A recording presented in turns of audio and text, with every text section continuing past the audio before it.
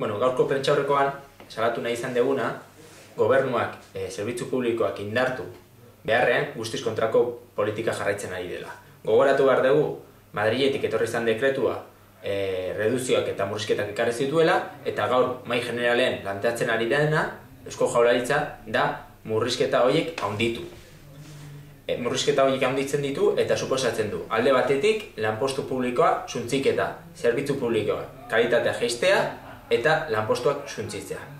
Hortik aurrera guztiara esaten dugu, guztiz kontrako ibilbidean egin behar dela. Politika guztiak aldatu behar dira, murrizketan politikak aldatu behar direla eta zerbitzu publikoen defentsa egin behar da. Alde batetik langileen kondizioak hobetzen eta zerbitzu publikoen kalitatea hobetzen.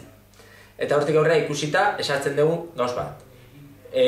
Murrizketen planteamendu hori bertan bera ustea, erretiratzeko, eta esan dugu argi eta garbi. Ez baditu erretiratzen, hurrengo mahai bilera ez gerala jungo.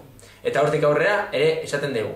Erretiratzeko bidean mobilizazioak hasten ditugula. Sozializazioa zentruetan, eta hortik aurrera planteatzen dugu perspektiba emanez, urtarrilako 26an manifestazioak 3 hiriburutan eta otsaila 9 4 orduko parua. Bai?